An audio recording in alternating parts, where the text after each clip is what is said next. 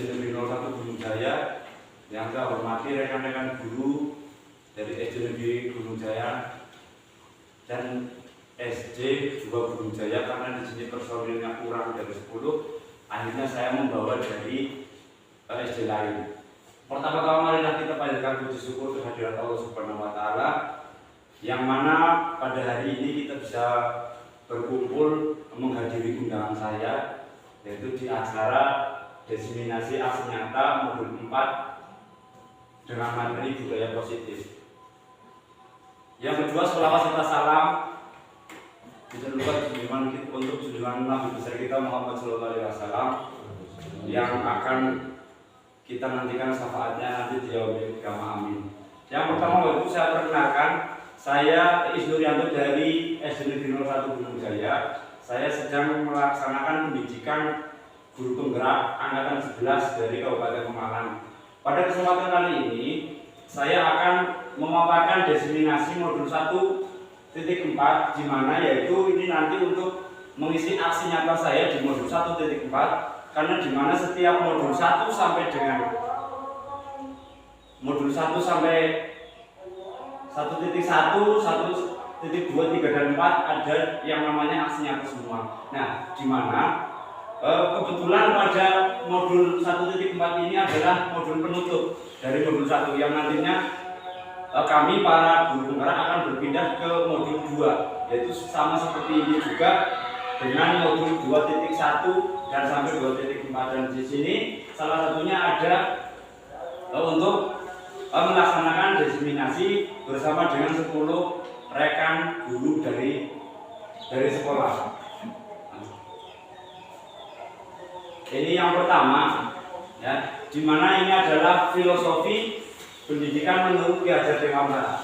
Apakah Bapak Ibu sudah mengetahui tentang pendidikan menurut Ki Hajar Dewantara semuanya? Dulu.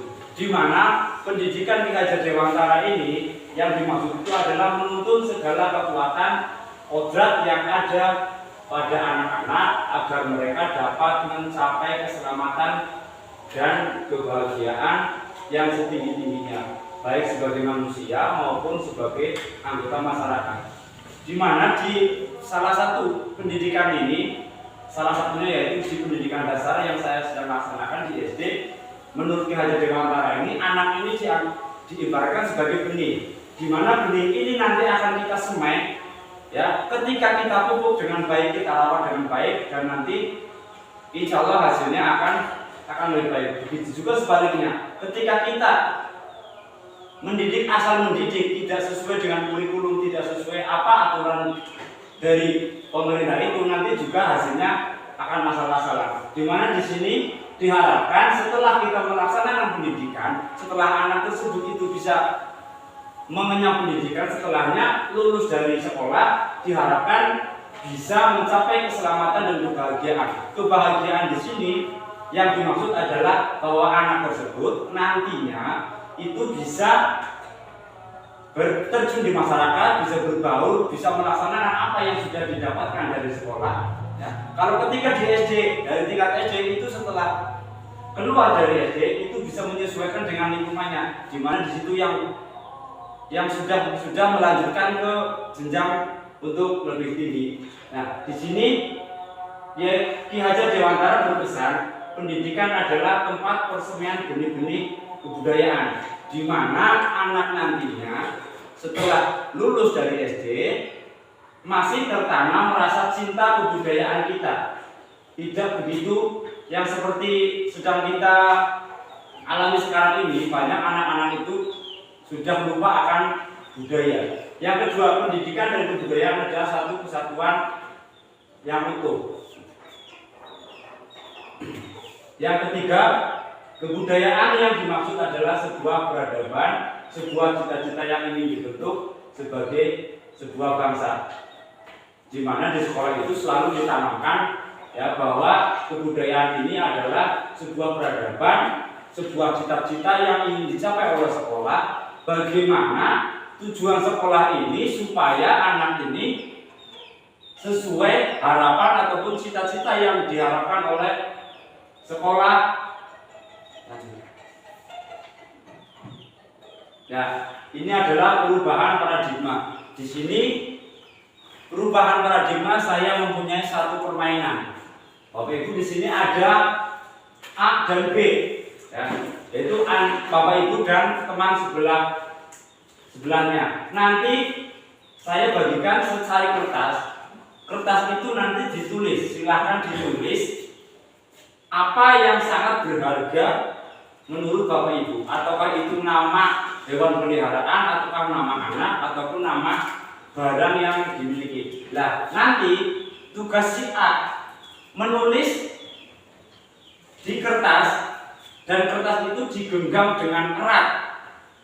Nah, nanti tugasnya si B membujuk atau meminta, ya, bagaimana caranya itu dengan menghadik, merayu, menyuap ataupun dengan cara yang lain supaya yang memegang kertas itu, yang menggenggam tangan itu mau memberikan, dan yang memegang kertas, yang menggenggam tangannya berusaha sekuat tenaga supaya jangan sampai itu terlepas dan jangan sampai kena oleh teman yang di sebelahnya. Begitu juga sebaliknya. Sekarang langsung saja saya bagikan kertasnya. Nanti silahkan Bapak Ibu untuk menggenggamnya. Jangan sampai diminta oleh temannya.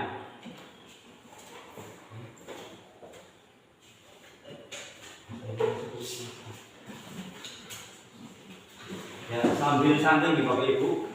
Ya, kita waktunya. Silahkan ditulis apa yang sangat berharga yang dimiliki oleh Bapak Ibu semuanya. Silahkan ditulis, nanti digenggam. Nanti saya minta 1 atau 2 untuk maju ke depan.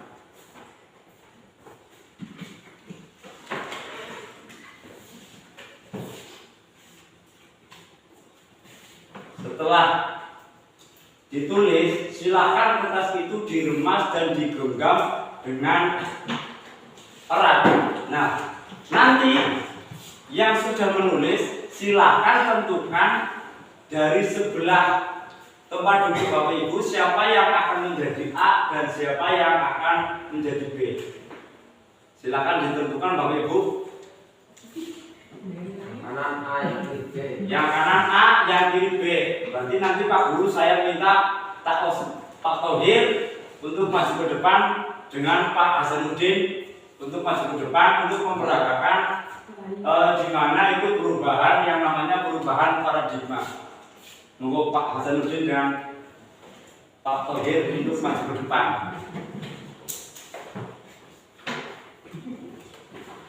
Ya. Di sini Bapak Ibu saya sudah minta bantuan Pak Thohir dan Pak Hasanuddin, yaitu sebagai Pak Thohir sebagai A, yaitu sebagai yang tadi mencoba menggenggam, dan yang B itu merayu meminta apa yang digenggam oleh Pak Thohir. Silakan Pak Hasanuddin dan Pak Thohir, nanti apa yang akan terjadi?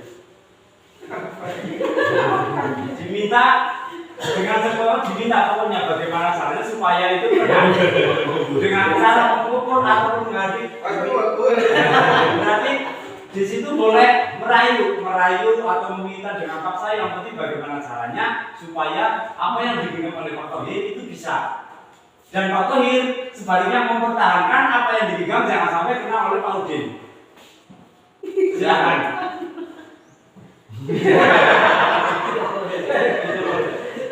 Rayu sekuat-kuatnya, dirayu, dan Pak Thohir mempertahankan bagaimana caranya jangan sampai.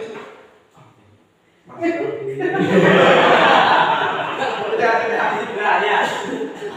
Apa yang terjadi? Bahwa di sini apa yang terjadi, yang kita punya, apa yang kita punya, ya di sini dipertahankan, dan kita berusaha sekuat tenaga. Bagaimana sih kita kepada anak?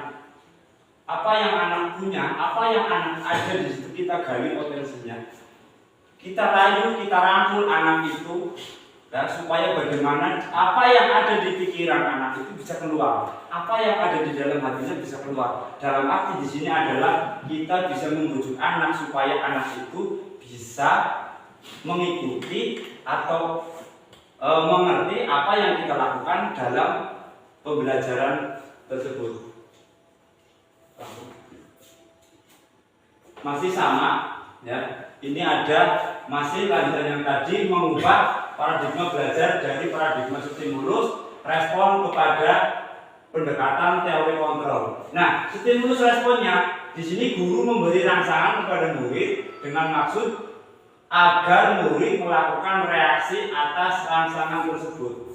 Dan teori kontrolnya, semua perilaku memiliki tujuan, bahkan terhadap perilaku yang tidak disukai setiap manusia memiliki kontrol penuh atas dirinya. Di mana guru ini memberi rangsangan kepada siswa. Dalam pembelajaran, guru harus memberi rangsangan. Kita harus merangsang dulu bagaimana siswa tersebut bisa terangsang, ya, bisa mulai tumbuh rasa untuk mempelajari atau mengikuti pembelajaran yang kita lakukan. Di sini muridnya melakukan reaksi. Apa rangsangannya? Contoh saya dengan Pak Udin memaksa Pak Udin untuk melakukan sesuatu. Pak Udin silahkan diingat-ingat kembali apa pelajaran yang kemarin sudah kita pelajari. Nah, ini pemantiknya seperti itu. Nanti kita melihat reaksi siswa seperti apa. Apakah reaksi siswa itu lupa, ataukah si siswa itu tadi mengingat pelajaran yang kemarin kita lakukan. Nah, di sini ada teori kontrolnya. Perilaku memiliki tujuan bahkan terhadap perilaku yang tidak disukai. Setiap manusia memiliki kontrol penuh atas dirinya, di mana, ya, si siswa ini mempunyai kontrol diri. Dia bisa mengontrol dirinya dalam mengikuti pembelajaran. Ini adalah pengertian dari Dr. William Glasser. Dalam kontrol teori meluruskan beberapa miskonsepsi tentang makna kontrol. Nah, apa yang ada di pikiran Bapak Ibu kalau kita dengar kata-kata kontrol atau mengontrol? Kiranya apa Bapak Ibu? Yang ada dalam pikiran Bapak Ibu, kontrol itu apa? Kita harus mengecek dan mengendalikan. Nah, di sini ilusi guru mengontrol murid. Kita sebagai guru harus bisa mengontrol. Kita harus bisa mengecek murid, mengawasi murid. Bagaimana tindakan seorang murid ketika ada di kelas, ketika ada di sekolah. Yang kedua adalah ilusi bahwa semua penguatan positif efektif dan bermanfaat. Jadi kita bisa mengontrol apa yang ada di dalam murid itu bisa bermanfaat untuk kita semua, apa bisa bermanfaat yang buat kita di kelas. Yang berikutnya ilusi bahwa kritik dan membuat orang merasa bersalah dapat menguatkan karakter. Nah, di sini Bapak Ibu, ketika kita mengkritik murid, kita mengkritik teman, itu diharapkan yang itu bisa, yang dikritik jangan merasa dia itu bersalah, tetapi itu adalah untuk menguatkan karakter kita. Yang terakhir, ilusi bahwa orang dewasa memiliki hak untuk memaksa. Dalam posisi perubahan paradigma ini, di sini dikatakan ilusi itu orang dewasa bisa memaksa. Padahal di dalam kita, dalam mengajar sebagai guru, kita tidak boleh atau kita tidak bisa memaksakan murid, di mana bahwa seorang murid itu memiliki kebutuhan yang berbeda-beda. Setiap murid itu tidak sama kebutuhannya. Kebutuhan setiap murid itu selalu berbeda. Ada yang langsung ketika kita menerangkan mata pelajaran, ada yang langsung bisa menangkap atau menyerap materi yang kita berikan. Ada juga murid yang lambat dalam menyerap materi. Ada juga yang sangat lambat sekali untuk menyerap materi. Nah, di sini inilah tabelnya stimulus, respon, dan teori kontrol. Di mana yang pertama adalah realitas kebutuhan kita sama. Dalam posisi stimulus respon dikatakan kebutuhannya kita itu sama. Padahal semua kebutuhan itu berbeda. Baik guru dengan guru yang lain itu kebutuhannya berbeda-beda. Murid yang satu dengan murid yang lain itu kebutuhannya berbeda-beda. Tapi dianggap di stimulus respon ini dianggap sama. Padahal pada teori kontrolnya itu realistisnya kebutuhan kita berbeda. Makanya di situ kita membutuhkan yang namanya perubahan paradigma belajar. Yang berikutnya adalah semua orang melihat hal yang sama. Setiap orang memiliki gambaran berbeda. Di sini di mana stimulus respon dikatakan semua orang melihat hal yang sama.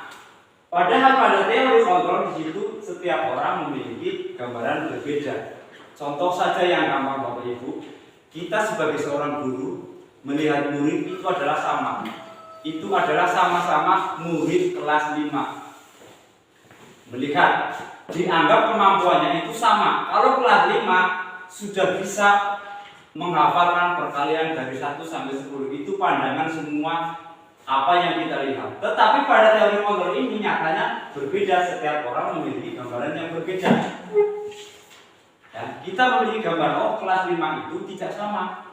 Ada salah satu murid sudah bisa menghafal perkalian dari 1 sampai 10. Ada murid yang baru menghafal dari perkalian 1 sampai 2 saja. Padahal kita melihat kelas 5 itu tidak sama. Berikutnya, kita mencoba mengubah orang agar berpandangan sama dengan kita. Kita itu mengajak orang itu biar sama berpandangan dengan kita. Padahal itu tidak. Kita memandang salah satu Pak Hasanuddin. Pak Hasanuddin itu orangnya memakai kacamata. Berarti pandangan kita sama. Memakai kacamata dalam arti apa? Oh, berarti ketika tidak menggunakan kacamata, berarti Pak Hasanuddin tidak bisa melihat yang namanya tulisan. Padahal di sini tidak. Kita berusaha memahami pandangan orang lain tentang dunia. Di mana dunia kita melihat Pak Hasanuddin. Kenapa Pak Hasanuddin menggunakan kacamata?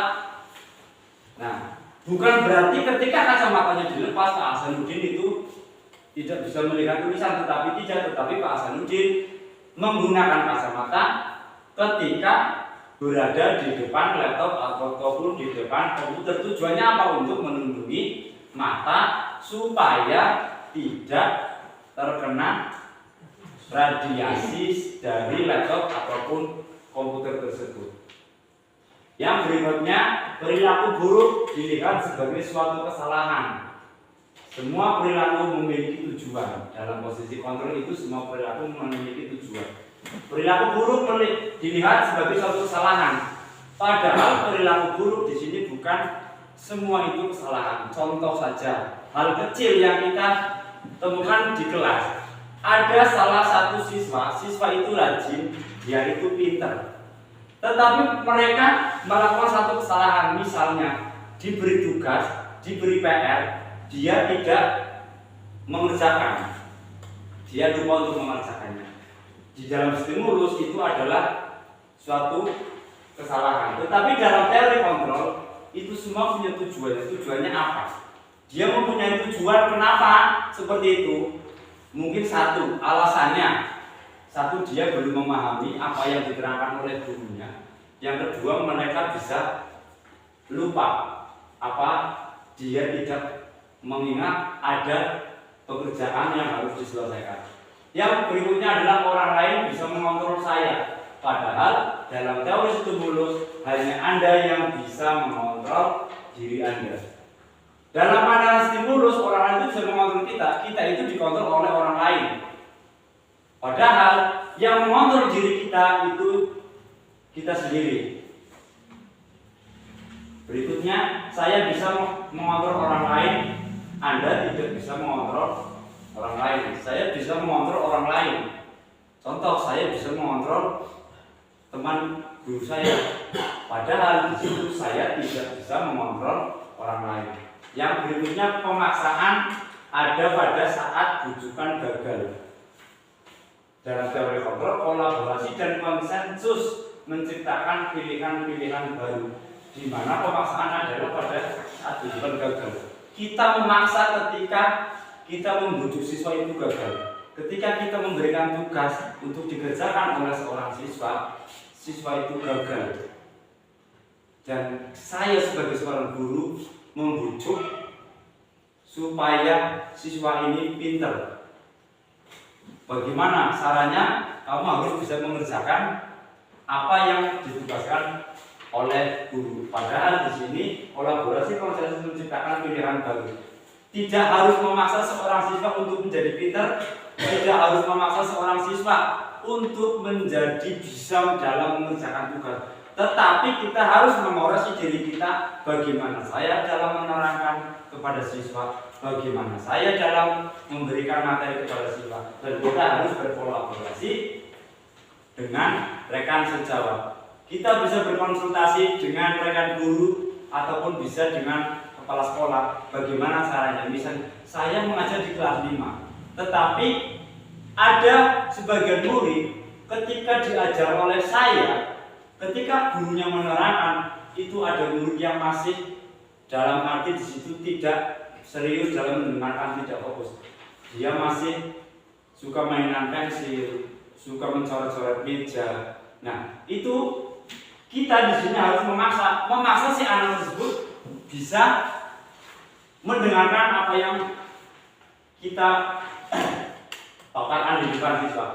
Di sini kita harus berkolaborasi, minta saran kepada rekan sejawat, caranya seperti apa? Kenapa kok siswa saya ketika saya menerangkan ada yang masih mainan pensil, coret-coret meja, kan seperti itu. Kita harus berkolaborasi dengan teman sejawat. Di situ kita akan menciptakan pilihan-pilihan yang baru, kita akan menciptakan solusi-solusi yang baru. Solusinya bagaimana? Supaya anak tersebut tidak langsung seolah-olah mengabaikan apa yang diterangkan oleh guru. Yang terakhir ada model berpikir menang dan kalah. Dalam stimulus respon itu ada menang, ada kalah. Dan pada ini, model yang teori kontrol ini, modelnya hanya berpikir menang dan menang. Bagaimana caranya kita untuk menang? Bagaimana caranya kita untuk bisa menciptakan, kita bisa membuat siswa itu menjadi pandai, menjadi pintar. Jangan kita berpikir menang atau kalah di situ. Nah, setelah kita tadi masuk ke para perubahan paradigma, di sini kita mempunyai yang namanya disiplin positif. Nah, ini yang akan kita terapkan nanti. Kita bersama-sama bareng-bareng di SD kita. Baik saya dengan semua rekan guru di sini, kita akan mencoba, kita akan mulai beranjak untuk menerapkan yang namanya disiplin positif. Yang pertama, di situ ada tata tertib, ada kepatuhan, dan juga ada hukuman. Di mana Anda tidak bisa mengontrol orang lain, hanya Anda yang dapat mengontrol. Maknanya apa? Makna disiplin di sini diri dengan menggali potensi kita agar tercapai tujuan mulia, yaitu sesuatu menjadi seseorang yang kita inginkan berdasarkan nilai-nilai yang kita hargai. Ini adalah makna kedisiplinan, di mana kita harus mencapai tujuan yang mulia, sesuatu agar seorang berdasarkan nilai-nilai yang kita hargai, di mana kita harus mulai dari kita sendiri menerapkan kedisiplinan, walaupun di mana seringkali kita sering terlambat dalam masuk kelas untuk memulai pembelajaran. Kita akan mulai pelan-pelan, kita akan belajar untuk melaksanakan disiplin positif. Berikutnya, seseorang memiliki disiplin diri berarti mereka bisa bertanggung jawab. Nah, di mana kita harus bertanggung jawab, disiplin terhadap apa yang dilakukan, karena mereka mendasarkan tindakan mereka pada nilai-nilai kebijakan universal. Nah, di sini keterangannya sebagai pendidik tujuannya adalah menciptakan anak-anak yang memiliki disiplin diri sehingga mereka bisa berperilaku dengan mengacu pada nilai-nilai kebijakan universal dan memiliki motivasi intrinsik bukan ekstrinsik, di mana kita harus menumbuhkan rasa disiplin kepada anak, di mana kita supaya siswa tersebut itu bisa melaksanakan kedisiplinan di sekolah. Yang pertama di situ yaitu kita tekankan untuk kalau terlambat di sekolah kita tidak mungkin ada anak yang terlambat, dia selalu berangkatnya lebih pagi dari bapak ibu gurunya. Ya, apalagi saya yang sering berangkatnya siang sekali di sini. Nah,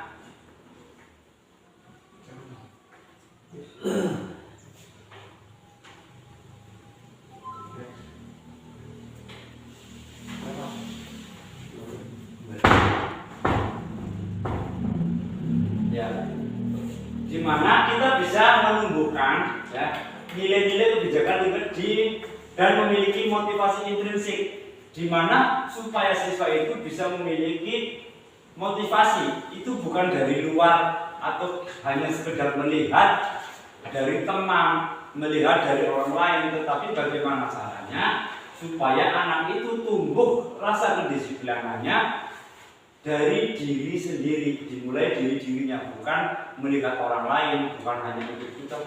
Yang lain kok kalau maju nyapu, kok saya harus ikut menyapu, bukan seperti itu. Tetapi bagaimana di situ tumbuh rasa untuk mencintai atau memiliki yang namanya rasa kebersihan, rasa memiliki sekolah, rasa mencintai sekolah.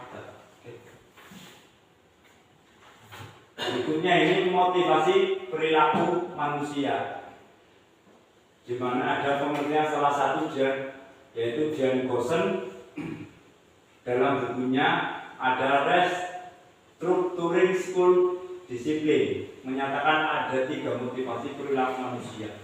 Yang pertama itu ada motivasi eksternal.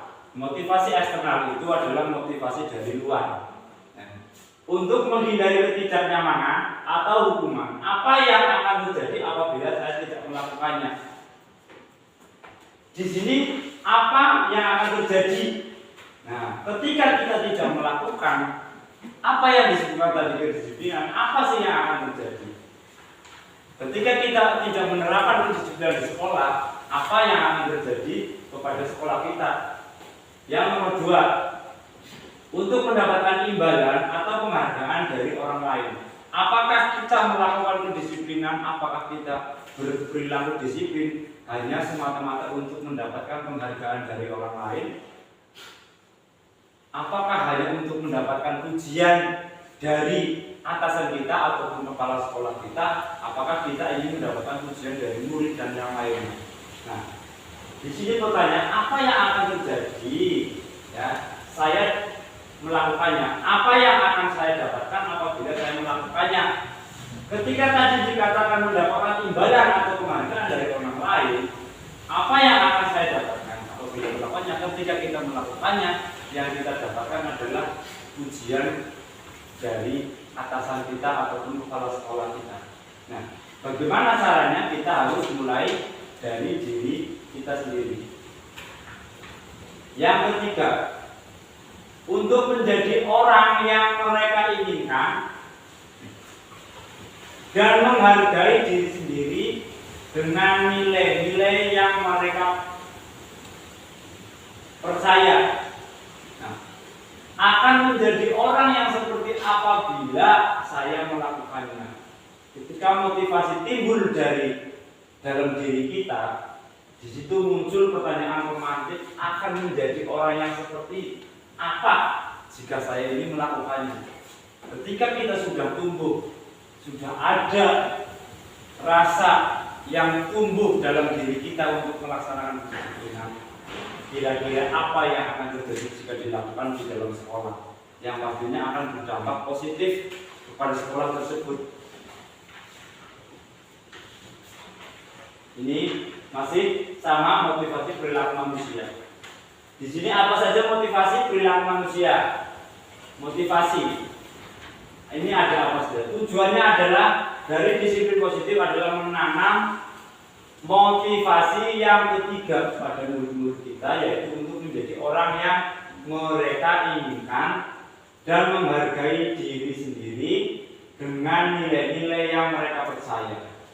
Nah, motivasi ini itu akan membuat seorang memiliki motivasi perilaku yang bersifat internal, bukan eksternal. Nah, tujuannya itu tadi menanamkan disiplin pada siswa supaya siswa itu selalu bersikap disiplin yang positif. Caranya yaitu dengan menanamkan tadi diajarkan yang tadi dikatakan di awal, pendidikan itu adalah diibaratkan persemaian. Bagaimana kita menyemai bibit-bibit tersebut, bagaimana kita memelihara bibit-bibit tersebut, bagaimana kita mendidik anak, mendidik siswa supaya tertanam, muncul dari diri internal kita, tertanam rasa kedisiplinan.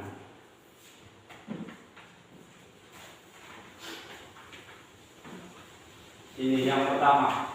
Bagaimana cara kita sebagai seorang guru untuk menanamkan disiplin yang positif kepada murid-murid kita? Yang pertama yang kita lakukan adalah memahami kebutuhan dasar murid. Kita harus memahami kebutuhan siswa itu apa, kebutuhan dasarnya siswa apa. Nah, di sini kebutuhan dasar siswa murid harus kita pahami terlebih dahulu. Kebutuhannya apa? Dari si A misalnya, kebutuhannya apa? Oh, dia memerlukan perhatian khusus. Dan si B dengan yang lainnya nanti apa yang dibutuhkan. Yang kedua, posisi kontrol atau restitusi. Kita sebagai seorang pendidik, kita sebagai seorang guru harus bisa mengontrol murid. Nah, Bapak Ibu tahu apakah itu segitiga restitusi? Ya, nanti kita akan bahas di slide berikutnya itu tentang yang namanya restitusi. Yang ketiga adalah keyakinan kelas. Kita harus membuat keyakinan kelas, meyakinkan bagaimana itu di dalam kelas. Yang ketiga adalah yang keempat, segitiga restitusi. Nah, ini kita masuk ke kebutuhan dasar manusia, di mana yang pastinya kita sebagai seorang manusia, pastinya kita memiliki kebutuhan dasar.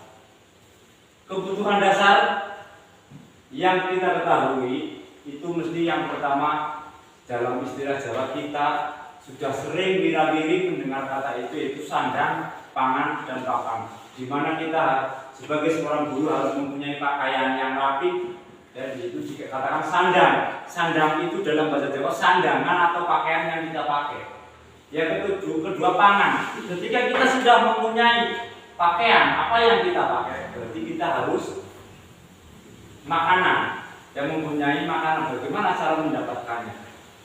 Dan yang terakhir adalah papan, itu tadi rumah, hunian, di mana kita sebagai manusia harus mempunyai hunian. Ketika kita belum mempunyai hunian, kita akan bingung kemana kita akan pulang, kemana kita akan beristirahat.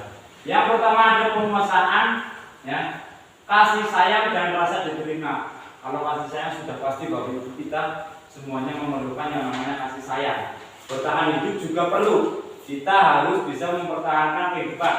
Terus kesenangan dan kebebasan, ya, di mana kita membutuhkan kesenangan dan kebebasan. Dan yang terakhir adalah penguasaan. Nah, ini yang pertama, kebutuhan bertahan hidup, ya. Kebutuhan bertahan hidup itu atau bahasa Inggris survival, ya, itu kebutuhan yang bersifat fisiologis untuk bertahan hidup, misalnya kesehatan, rumah, makanan, kebutuhan. Nah, ini ada kebutuhan biologis sebagai bagian dari proses reproduksi. Ketika saya terlintas kata reproduksi, nah itu saya pasti akan tersenyum di Bapak Ibu. Siapa yang tidak tahu kebutuhan biologis sebagai bagian dari reproduksi? Kita perlu yang namanya reproduksi untuk melangsungkan kehidupan kita, untuk meneruskan kita nanti ke depan. Ketika kita mendengar kata kesehatan, kita juga harus perlu menjaga kesehatan kita. Kita sebagai guru harus selalu sehat. Karena kita sewaktu-waktu selalu dibutuhkan oleh, tidak sewaktu-waktu, kita selalu dibutuhkan oleh guru.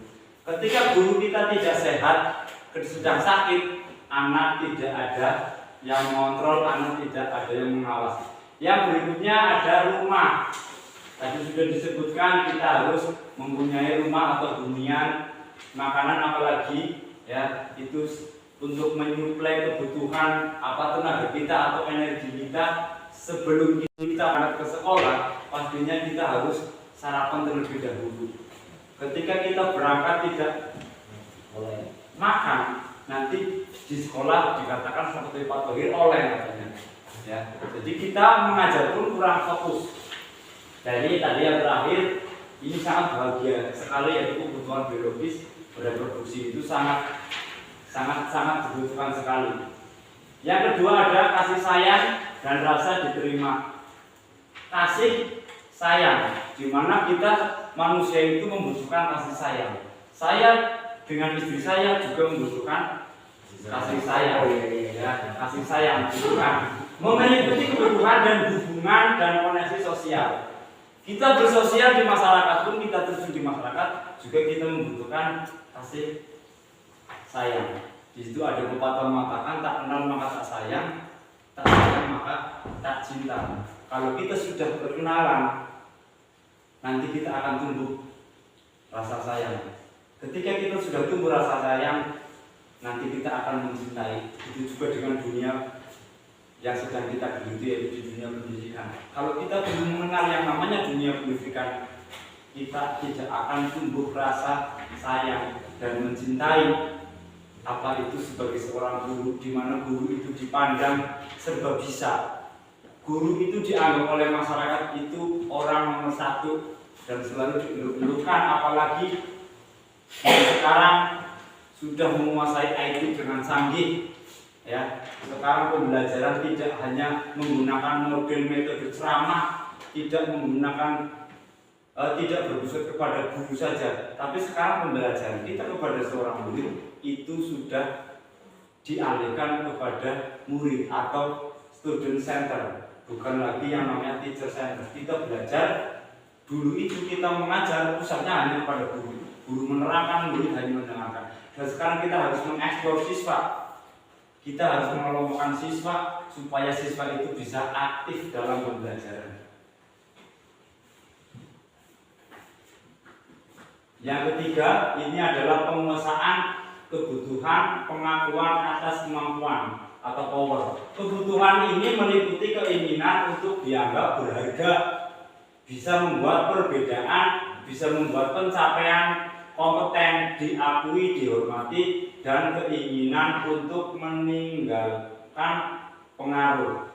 Nah, di mana di sini kita dianggap berharga, kita membuat perbedaan, kita membuat bisa. Kita harus bisa membuat sekolah kita itu berbeda dengan sekolah yang lain. Ya, contohnya di sini sekolah kita bisa dipandang bisa dengan kemarin apa yang sudah kita capai. Ya, walaupun kita berada di pedesaan, tetapi kita bisa mencapai apa tujuan kita, apa yang kita inginkan. Dan alhamdulillah kemarin kita bisa mencapai, ya, SD kita meraih juara 1, yaitu di kegiatan Jamran. Itu berkata kerjasama kita itu adalah suatu pencapaian kita, pencapaian yang kompeten. Yang keempat, kebebasan atau kebutuhan akan pilihan ataupun freedom, kebutuhan akan kemandirian otonomi, memiliki pilihan yang mampu mengendalikan arah hidup seseorang.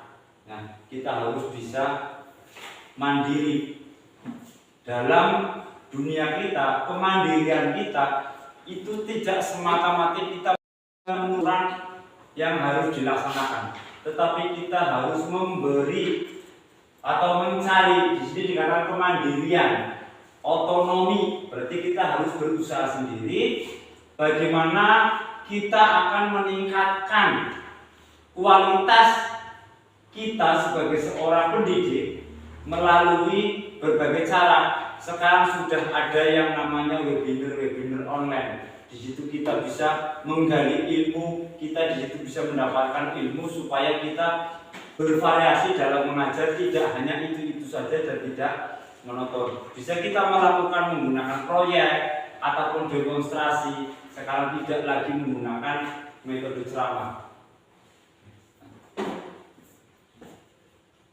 Ini yang kelima, yang terakhir, yaitu kesenangan, kebutuhan merasa senang. Kebutuhan akan kesenangan adalah kebutuhan untuk mencari kesenangan bermain dan tertawa. Anak-anak dengan kebutuhan dasar kesenangan yang tinggi biasanya ingin menikmati apa yang dilakukan mereka jika bisa berkonsentrasi tinggi saat mengerjakan hal yang disenangi. Kebutuhan kesenangan ini untuk mencari kesenangan bermain dan tertawa. Anak-anak ketika diajak bermain pasti akan merasa senang. Nah, bagaimana kita mengkolaborasikan antara belajar dan bermain? Kita harus membuat siswa itu senang. Ketika dia ada di dalam kelas, dia tidak sedang merasa belajar dengan rasa ketakutannya, tetapi kita harus membuat siswa kita, kalau ada di kelas, kita merasa sedang bermain. Jadi di sini kita kolaborasikan belajar sambil bermain, bukan berarti bermain anak yang bermain kita biarkan saja. Walaupun di sini kita sudah menggunakan yang namanya kurikulum merdeka, tetapi kita masih tetap harus mempunyai yang namanya posisi kontrol tadi. Di mana anak bermain, biarkan dia bermain, berikan dia kebebasan, berikan dia kesenangan. Ketika anak tersebut sudah merasa senang, sudah merasa bebas, dia akan rileks dengan sendirinya, bisa mengerjakan tugas yang diberikan oleh guru. Tetapi harus kita sebagai guru harus mempunyai kontrol, jangan lepas begitu saja. Walaupun merdeka jangan dibiarkan, tetapi kita harus mengontrol siswa. Ini adalah posisi kontrol. Yang pertama adalah penghukum. Nah, yang kedua ada membuat merasa bersalah. Jadi bagaimana kita itu harus membuat, ketika siswa melakukan kesalahan, kita harus bisa membuat siswa itu merasa bersalah. Yang ketiga adalah teman. Guru itu bisa sebagai seorang teman. Dan yang keempat ada pemantau. Dan yang kelima sebagai manajer. Ya, ini kita bahas satu persatu. Yang pertama ada penghukum. Seorang penghukum bisa menggunakan hukuman fisik maupun verbal. Orang-orang yang menjalankan posisi penghukum senantiasa mengatakan bahwa sekolah memerlukan sistem atau alat yang dapat menekan murid-murid lebih dalam lagi. Di sini dikatakan sebagai penghukum kita membutuhkan hukuman fisik atau verbal. Yang dimaksud hukuman fisik atau verbal di sini, ketika salah satu contoh, ketika anak atau siswa datang terlambat, kita memberikan hukuman fisik, yaitu dengan berlari keliling lapangan ataupun halaman sekolah. Nah, di mana di sekolah ini memerlukan sistem atau alat yang dapat menekan murid-murid lebih dalam lagi. Di mana sekolah itu harus mempunyai peraturan. Ketika ada siswa yang datang terlambat, berarti kita sudah punya aturannya. Ketika datang terlambat harus mengelilingi halaman sekolah ataupun membersihkan halaman yang lain, itu seperti itu. Yang kedua adalah membuat merasa bersalah. Pada posisi ini biasanya guru akan bersuara lebih lembut. Pembuat rasa bersalah akan menggunakan keheningan yang membuat orang lain merasa tidak nyaman, bersalah ataupun rendah hati. Ketika kita ada siswa melakukan kesalahan, kita panggil saja dengan tadi bersuara yang lembut. Misalnya satu anak kelas itu contoh, satu namanya Denny misalnya. Kita panggil dengan kata lembut karena kita posisinya sedang membuat anak ini merasa bersalah. Denny, ini jam berapa? Kenapa sih kamu terlambat lagi? Kalau seperti ini terus, nanti Pak Guru yang dimarahi oleh Bapak Kepala Sekolah. Itu contohnya seperti itu. Kita gunakan kata-kata yang lembut dan membuat anak itu jadi merasa bersalah. Yang ketiga adalah sebagai seorang teman. Kita sebagai seorang guru harus bisa memposisikan diri kita itu tidak hanya sebagai seorang pendidik, tidak hanya sebagai seorang penghukum, tetapi juga ada kalanya kita harus menjadi teman murid tersebut. Posisi ini tidak akan menyakiti murid, namun akan tetap berupaya mengontrol murid melalui persuasi. Posisi teman pada guru bisa negatif ataupun positif. Positif di sini berupa hubungan baik yang terjalin antar guru dan murid. Hal negatif dari posisi teman adalah bila suatu saat guru tersebut tidak membantu, maka akan kecewa. Nah, di sini kita sebagai teman kita harus membuat siswa itu menganggap kita sebagai teman.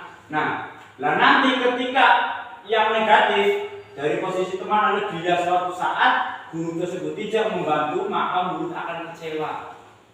Nah, contohnya ketika kita mengerjakan tugas, ada salah satu murid mengatakan, "Pak Guru, saya tidak bisa." Nah, kita sebagai seorang teman harus membantunya. Tetapi berdampaknya apa? Dampaknya ketika anak tersebut diberi soal yang sama dan tidak bisa mengerjakan, nanti di situ siswa tersebut akan merasa kecewa kepada kita. Kenapa? Oh, biasanya saya dikasih tahu, kok kenapa saya tidak dikasih tahu?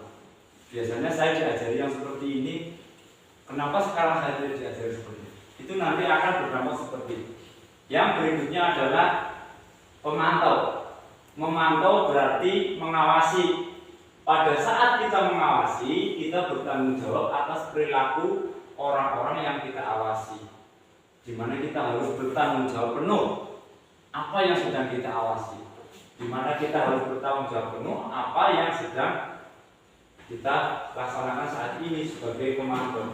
Posisi pemantau berdasarkan pada peraturan-peraturan dan konsekuensi. Kita mempunyai peraturan memantau siswa-siswanya, begitu juga dengan kepala sekolah mempunyai aturan-aturan tersendiri bagaimana memantau para guru, bagaimana mengecek para guru, karena mereka ini mempunyai peraturan untuk memantau atau mengeceknya.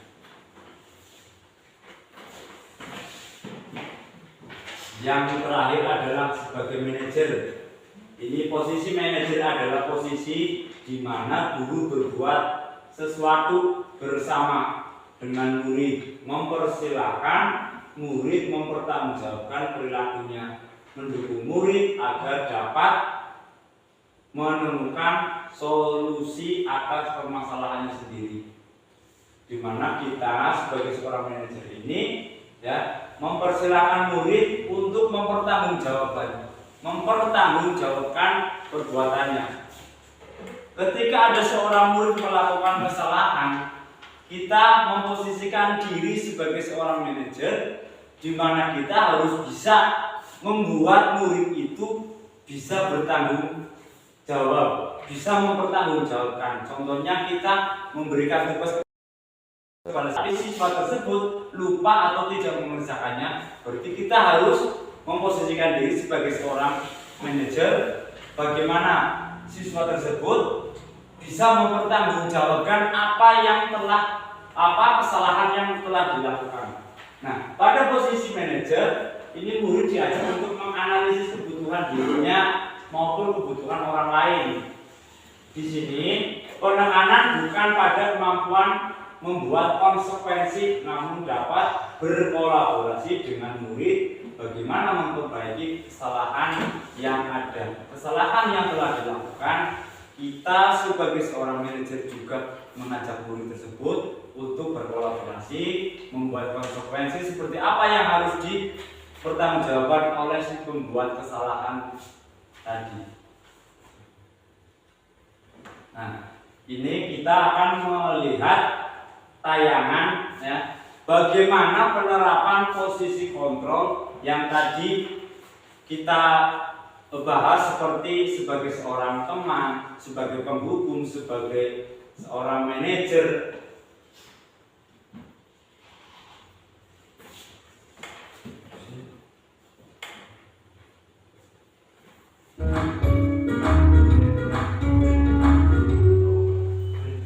Salam bahagia Ibu dan Bapak guru hebat. Dalam penerapan disiplin positif restitusi, salah satu program yang dikembangkan adalah 5 posisi kontrol. 5 posisi kontrol dalam restitusi adalah proses perjalanan seorang pendidik agar dapat mengenali dirinya. Pada video kali ini, kita akan membahas tentang 5 posisi kontrol yang dikembangkan oleh Diane Gosson dan contoh penerapannya.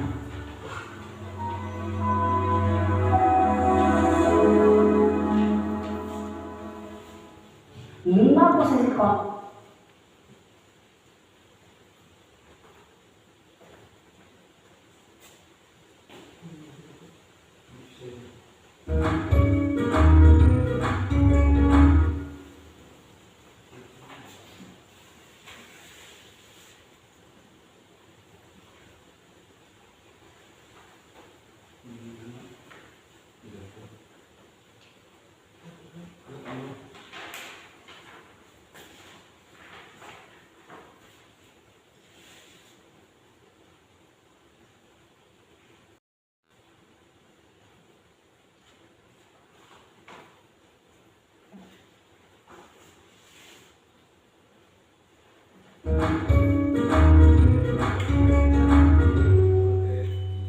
Salam bahagia Ibu dan Bapak guru hebat.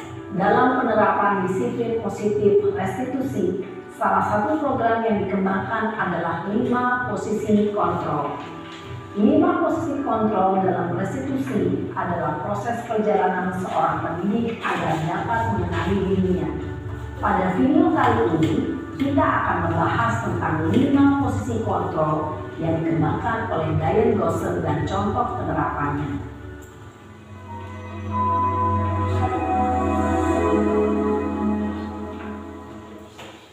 5 posisi kontrol itu adalah 1. Posisi penghukum, 2. Posisi pembuat merasa bersalah, 3. Posisi teman, 4. Posisi pemantau atau monitor, dan 5. Posisi manajer. Untuk lebih memahami kelima posisi tersebut, mari kita saksikan kasus Naren yang terlambat hadir 20 menit di sekolah dan melihat bagaimana kelima posisi kontrol dalam menghadapi masalah tersebut.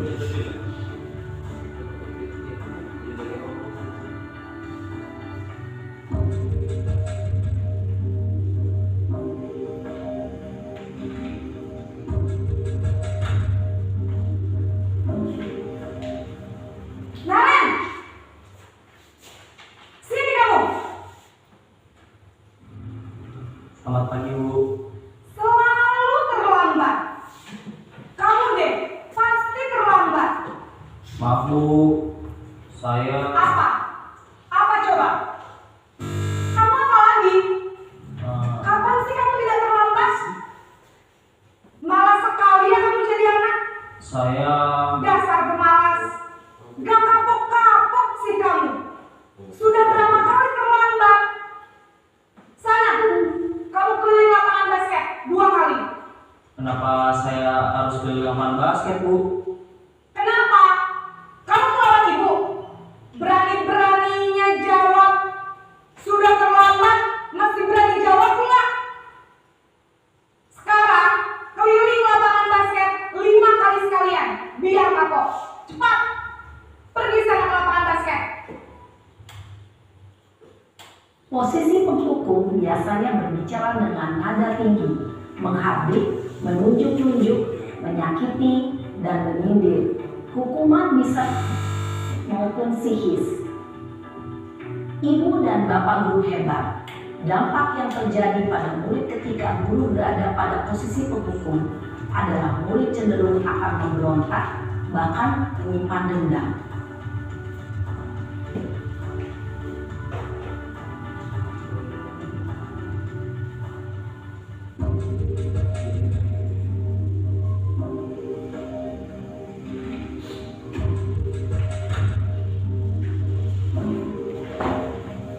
Naren!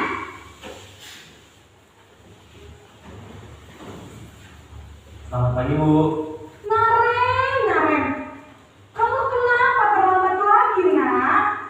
Ya Tuhan, Naren. Kamu senang ya bikin ibu susah ya? Kalau kamu terlambat lagi, nanti ibu yang ditegur bapak kepala sekolah, nak. Disangka ibu tidak bisa membina kamu. Duh, gimana ini? Maaf, Bu. Duh, Gusti Naren. Praktek Kamu tadi ditegur yang bapak kepala sekolah. sudah kita jelaskan. Terus, Posisi sekarang ibu harus tulis apa yang di buku absen? Ini kamu sudah sering terlambat loh. Ibu harus apa coba? Maaf, Bu. Maaf sekali. Ya sudah, lain kali jangan bikin ibu susah lagi ya nak ya. Ibu tidak akan tepat lagi kalau kamu gini terus. Bisa jantungan kalau ibu ditegur bapak kepala sekolah. Sana cepat kelas. Maaf ya, Bu. Maaf sekali. Posisi pembuat rasa bersalah berbicara dengan nada tenang, cenderung lembut. Namun kata-kata yang diutarakan membuat murid merasa menjadi orang yang gagal, memandang buruk dirinya sendiri, merasa tidak berharga, dan tidak sanggup membahagiakan orang lain. Ketika guru mengambil posisi pembuat rasa bersalah, murid akan menganggap dirinya yang bersalah dan ia akan menyimpan emosi negatif tersebut di dalam dirinya.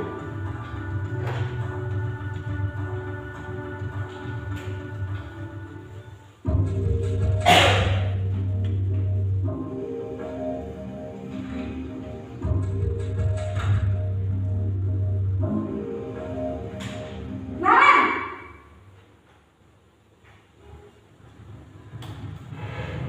Selamat pagi, Bu. wah sudah jam berapa ini nak? Terlambat lagi ya sayang. Iya, Bu. Habis ibu saya lupa bangunkan saya, Bu. Kamu malah menyalahkan ibu kamu. Kamu bukannya anak yang larinya paling kencang. Kok terlambat sih? Iya, Bu. Saya memang terlambat bangun tadi. Jadi biarpun saya lari kencang, tetap gak kekejar, Bu. Ya sudah sana. Nanti lain kali larinya lebih kencang lagi ya. Biar gak terlambat lagi. Bikin seneng ibu. Demi ibu. Bisa kan? Bisa lah, Bu. Ya sudah sana masuk kelas. Ibu beresin urusan absen kamu. Kamu ini ada-ada saja. Dalam posisi teman, guru berbicara dengan nada suara ramah, akrab, cenderung bersenda gurau untuk menjaga suasana tetap santai. Murid akan merasa senang, aman, dan akrab dengan guru. Identitas yang tercipta adalah identitas sukses atau berhasil. Namun, perlu diingat, karena ini masih dorongan eksternal, maka ada faktor ketergantungan dari murid kepada orang tertentu. Di sini guru absennya, sehingga di lain waktu murid bisa berperilaku baik, namun hanya kepada orang-orang tertentu saja.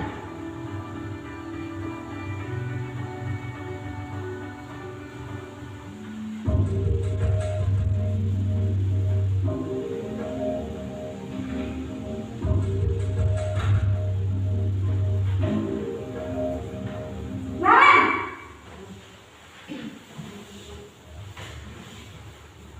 Selamat pagi, Bu. Naren, apa peraturan sekolah kita tentang jam berapa kita harus masuk sekolah, nak? Kita harus diskusi. Untuk memperbaiki kesalahan mereka sehingga mereka bisa kembali pada kelompok dengan karakter yang lebih kuat. Itu menurut Gosen tahun 2004. Nah, di mana restitusi itu merupakan proses kolaborasi yang mengajarkan murid untuk mencari solusi untuk membantu murid berpikir tentang orang seperti apa yang mereka inginkan. Dan berikutnya, restitusi membuat murid menjadi lebih memiliki tujuan disiplin dan memulihkan dirinya setelah membuat salah. Di mana setelah membuat kesalahan itu diharapkan murid bisa apa tadi memulihkan dirinya setelah berbuat kesalahan. Nah, ini ciri-cirinya. Ciri-ciri segitiga restitusi. Ya, yang pertama ada restitusi bukanlah menebus kesalahan, namun belajar dari kesalahan. Di mana restitusi itu bukan suatu perbuatan untuk menebus kesalahan, tetapi untuk belajar dari kesalahan. Maka kita harus belajar dari kesalahan tersebut. Kesalahan apa yang sudah kita lakukan, maka dari itu kita harus memperbaikinya. Yang kedua adalah restitusi memperbaiki hubungan. Yang ketiga restitusi adalah tawaran bukan paksaan. Di mana restitusi di sini kita membuat keyakinan kelas itu tidak harus memaksa, tetapi ditawarkan kepada semua siswa, ditawarkan kepada semua warga sekolah. Yang berikutnya restitusi menentukan untuk melihat ke dalam diri. Restitusi mencari kebutuhan dasar yang mendasari tindakan. Nah, ini sisinya. Dan yang pertama kita melangkah. Langkah yang pertama adalah menstabilkan identitas. Yang teori kontrolnya kita semua akan melakukan hal terbaik yang bisa kita lakukan. Dan yang kedua, validasi tindakan yang salah. Semua perilaku memiliki alasan. Dan langkah yang ketiga adalah menanyakan keyakinan. Kita semua memiliki motivasi internal. Nah, ini salah satunya adalah segitiga restitusi, di mana langkah awal kita harus menstabilkan identitas, yaitu dengan cara setiap orang pernah melakukan kesalahan. Kamu bukan suatu-satunya orang yang melakukan kesalahan. Dan langkah yang kedua adalah memvalidasi tindakan yang salah. Kamu tentu punya alasan mengapa melakukan itu. Adakah cara yang lebih efektif untuk mendapatkan yang kamu butuhkan? Dan langkah yang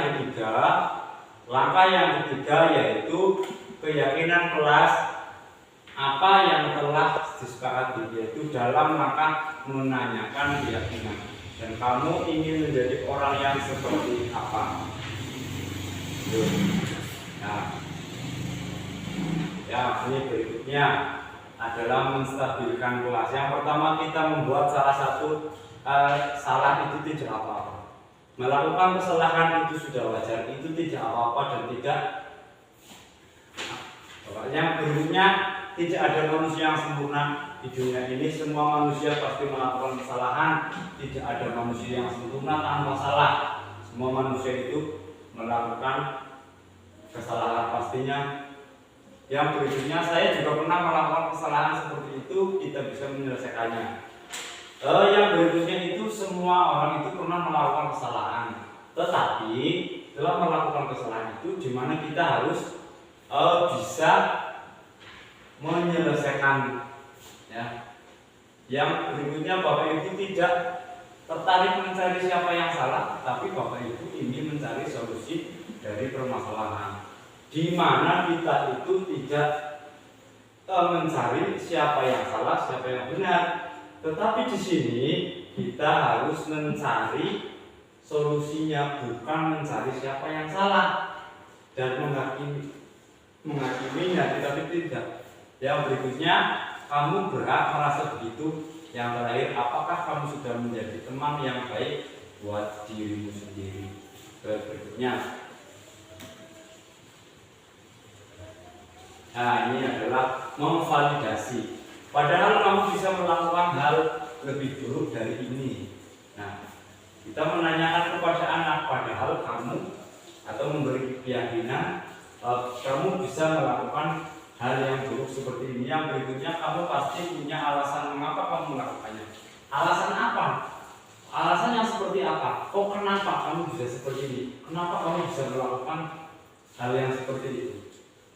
Berikutnya, kamu patut bangga kepada dirimu sendiri karena kamu telah melindungi sesuatu yang penting buat kamu.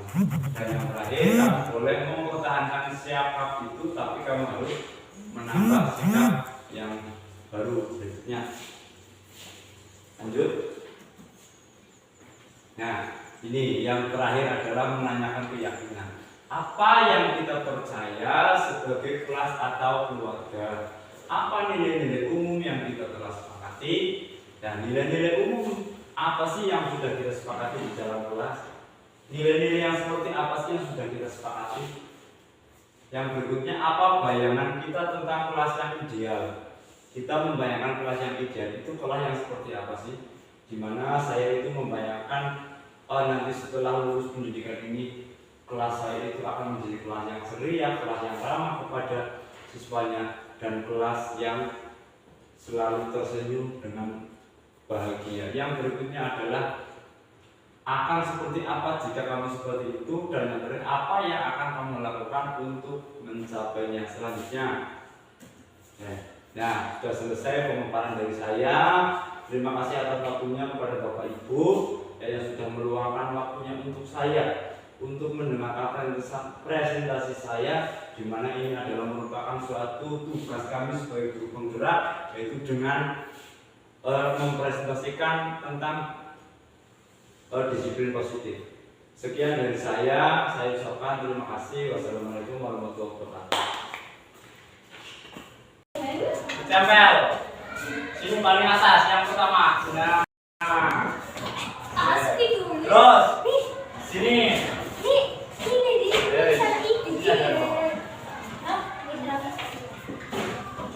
Balik sini kamu ya. Balik ya. Ini apa? Oke, sudah. Ini nomor 3 ya. 4.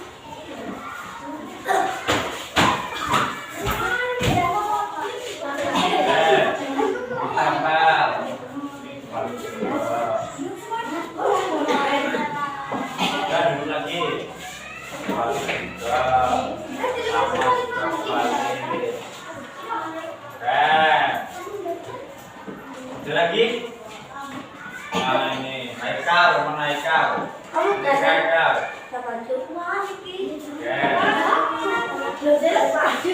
Ya silakan yang sudah ditempel di depan.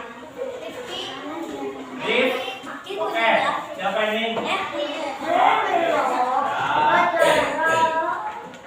Ayo, siapa lagi? Siapa lagi? Tempel di depan. Yang sudah. Terus.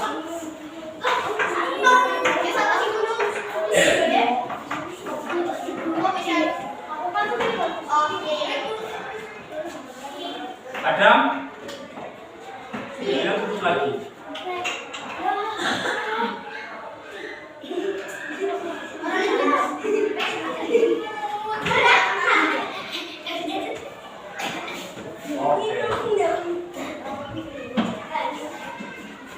Semuanya? Tempel sini tempel. Sudah? Oke, sekarang kita baca satu persatu. Ya. Sudah semuanya? Oke, ini ya. Pak Guru tulis.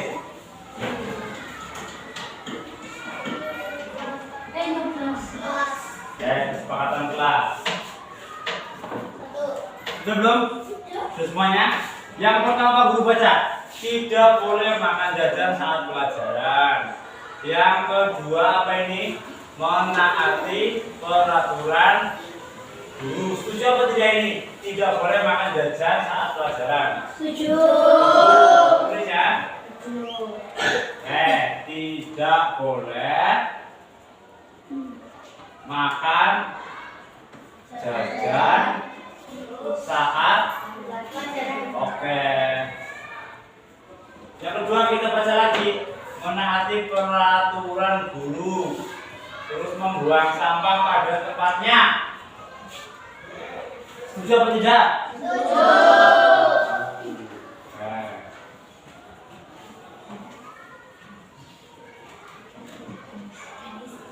Membuang sampah pada tempatnya. Terus laki-laki dilarang memakai perhiasan. Setuju apa tidak ini? Setuju. Setuju ya? Oke. Terus ada lagi nih, ini menjaga kebersihan sama ya, dan sama dengan yang di atas tadi. Ini apa nih? Wajib melaksanakan piket kelas, setuju atau tidak? Setuju. Wajib melaksanakan piket kelas. Ya. Oh, ini nomor 3. Terus ini ada masuk kelas tepat waktu. Oke? Setuju apa tidak? Masuk kelas.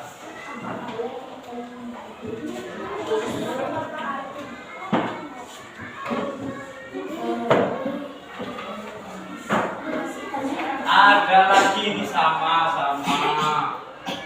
Ini sama ya. Tidak boleh memakai topi di dalam kelas. Ini tidak boleh memakai topi di dalam kelas sama. Tidak boleh apa ini? Tidak boleh menambah sama saja dengan tepat waktu tadi sudah. Oke. Mendengarkan guru sedang apa ini?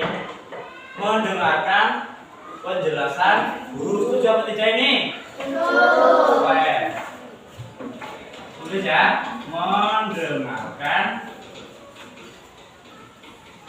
penjelasan guru.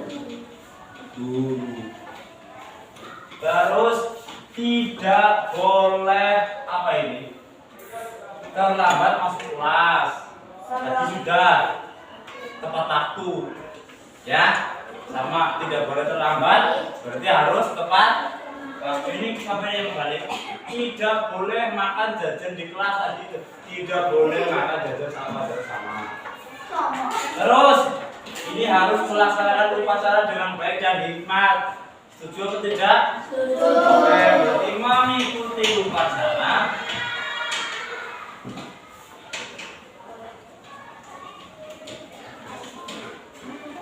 dengan tertib. Ini yang terakhir ini. Dilarang mencontek saat mengerjakan tugas. Setuju atau tidak? Setuju.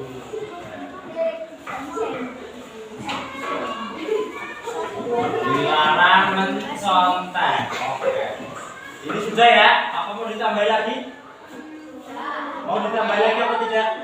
Oke. Ada yang mau menambahi silakan. Angkat tangannya.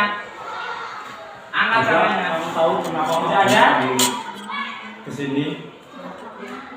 Saya mendengar laporan bahwa kamu kan menjaga. Ya. Coba ceritakan seperti apa kronologinya.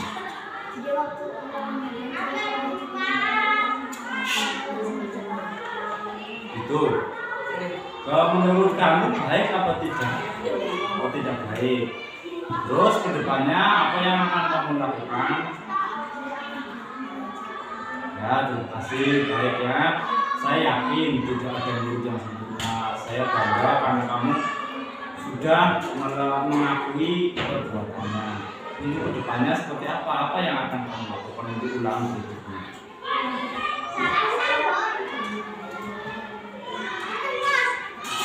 Oh, ya. Oke. Ya. Sekarang silakan kembali. Kamu tahu kenapa Pak Guru panggil di sini? Nah, Pak Guru kan dapat laporan bahwa Rifki ini membolos saat guru sedang rapat. Apa benar itu? Nah, kenapa kamu membolos? Coba ceritakan kronologinya. Saya lagi bosan di kelas, terus ada teman yang mengajak aku membolos, terus kami ikut membolos. Oh ya. Menurut Rifki membolos itu baik atau tidak? Tidak baik ya. Nah, untuk kedepannya Pak Guru berterima kasih karena kamu sudah mengakui kesalahannya. Nah, itu baik sekali. Terus kedepannya apa yang akan dilakukan ketika guru itu sudah rapat? Saya akan melakukan Terima kasih. Karena itu sudah kesalahan. Terima kasih. Untuk lain kali jangan sampai berhenti ya. Saya silakan bisa kembali.